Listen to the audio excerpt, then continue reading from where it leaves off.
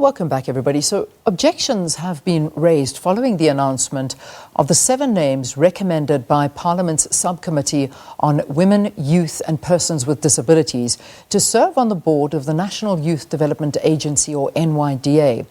The concerns raised include the fact that the recommended board would be politically compromised and not representative of South Africa's youth demographics as required by the NYDA Act.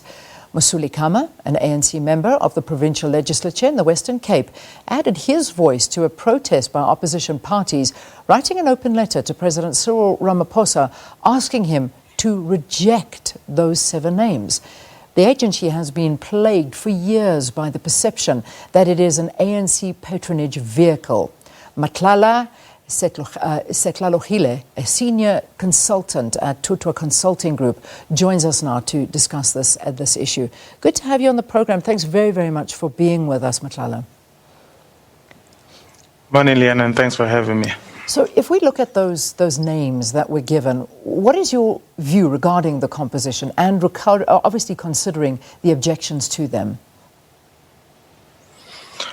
Leanne, the reality is the perception has been created that the NYDA is just another platform where the ANC can advance patronage and discharge cronyism, at least. Look, besides the number of names, or the 7 names that were recommended for appointment, not satisfying Section 9 of the NYDA Act, they also failed to satisfy, the recommendations of the Kin report in terms of board appointments. The board appointments, or the recommendations for the board of appointments on the Kin report, suggest that we should have independent candidates on the board. And this independency calls for independence of mind. But in addition to that, it clearly states that there has to be a perception of independence in society when we look at this very board. And when you look at the 7 names that are recommended, 6 of those names have clear ties with the ANC Youth League. Already there's a perception that it lacks independency. Another issue here is that the skill set of those who have been recommended, we have seen, especially in the outgoing board, where people with questionable skill set have been appointed to the NYDA board. Look, the NYDA Act is quite silent on the caliber of individuals in terms of qualifications and competencies that must be appointed to the NYDA board. But the reality is, boards are expected to have skilled and competent people that will be able to take decisions, strategic decisions for that matter, and that will help the organization fare better. Yeah. And looking at the NYDA is such an important structure, is an overarching structure in terms of coordinating and facilitating issues of youth development in the country. So we have to get the process of board selection right, and board composition. It's not only about the selection process, but the actual composition of the board. Yeah, and this is it's a great concern to a lot of people, because it just feels like you're either in or you're out. And if you're in the circle of, ANC and connections, you can get places. But if you're not, there are no opportunities. And this was echoed by an ANC member. I mean, we mentioned this in the introduction, where he wrote an open letter, and he spoke exactly to the point of this NYDA, saying that only 4 provinces out of the 9 are represented as it relates to the demographics. He goes on to say that, I draw your attention to race and gender. The recommended list is in conflict not only with the prescription of the Act, but against the messaging of all our arms of state in responding to the stated feeling of segregation. I'm quoting from a letter, an open letter that was written by an ANC MPL who wrote this one, Mesuli Kama. I mean, what do you make of that? I mean, has he touched on some of the most vital issues when you should be considering people for this board? Look, the reality is Section 9, as I indicated, calls for a demographically representative board, we do have 9 provinces in the country. Obviously, we won't have board representatives from all the provinces because there's only 7 places available. But there was not a deliberate attempt to recommend names that represent, all the provinces. Another thing about being closer to the second, or it's either you out. We must also comment on the issue of the caliber of the initial applicants or recommended names or nominated names to serve on the board. Going through some of, the resumes, curriculum vitae of those who had initially applied for the board, you can tell that South Africans, at least young people who are skilled and competent, do not necessarily waste their time in attempting to serve on the NYDA board, because the CVs and the resumes that were available for public viewing were quite catastrophic, to say the least. And I would say that that is not a fair representation of the competencies of young people in South Africa. I think the idea has been that what is the point that we as competent young people applying, even though we're not going to stand a chance of selection? Yeah. What worries me is also some of the accusations from the DA basically saying that the names were already predetermined about 3 months ago, that, they were, well, as the DA say, that these were determined by Luthuli House, and interview processes or no, those were the names that were going to go forward no matter what, because that is what the ANC had recommended. But do you think that there's truth to this? In terms of the actual names, the very same names on the 7 recommended, I don't know how, to what extent those were predetermined. But one thing that I can assure you is that it was predetermined that the bulk of those who are going to serve on the board would be from the ANC. I mean, this has been the norm, and I did not see the current board selection deviating from that established norm. It's not a matter of names per se, but it's an issue of whoever serves on this board must be from the ANC or associated with the ANC and ANC Youth League. But what is mind-boggling about such an approach? We do know that the ANC Youth League itself is in shambles.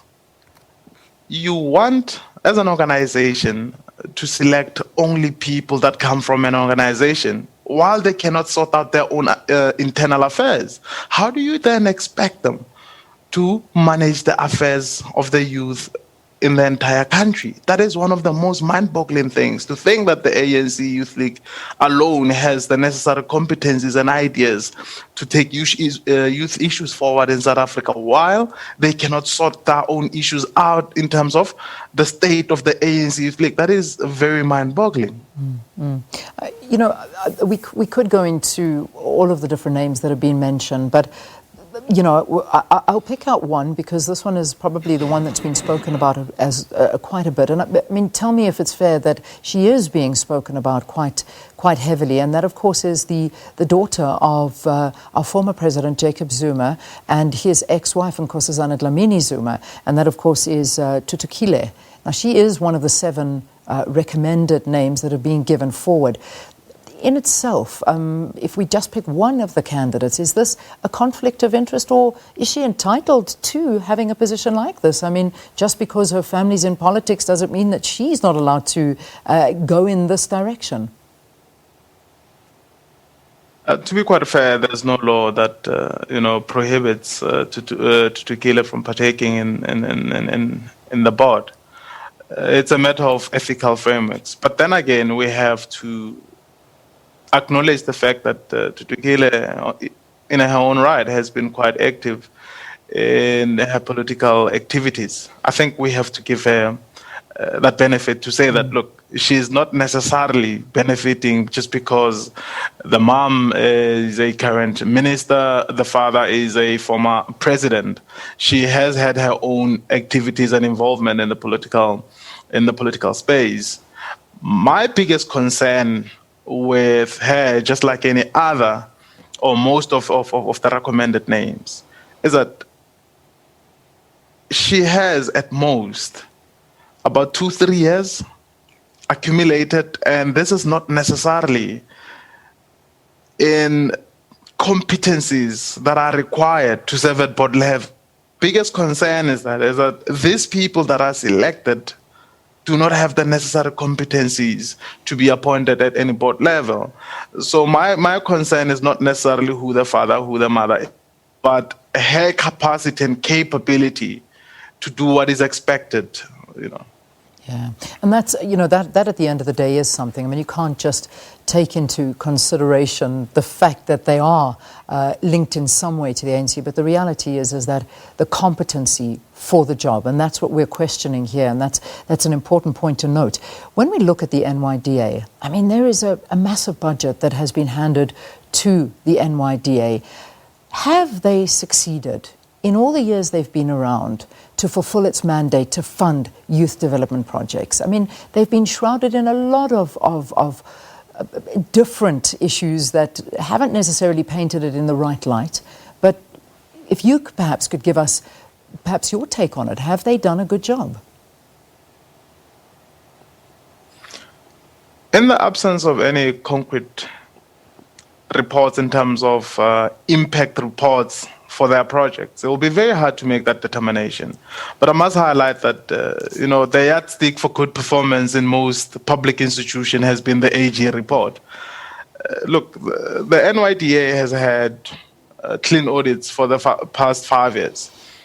But just to say that because you have had clean audit, you have performed well, it would not be a good framework to measure good performance. The reality is that even with that clean audit that the NYDA has just gotten, they have achieved most of their targets because midway through the financial year, they had adjusted some of the targets they have set. In essence, they have brought the goalposts forward or the finish line forward.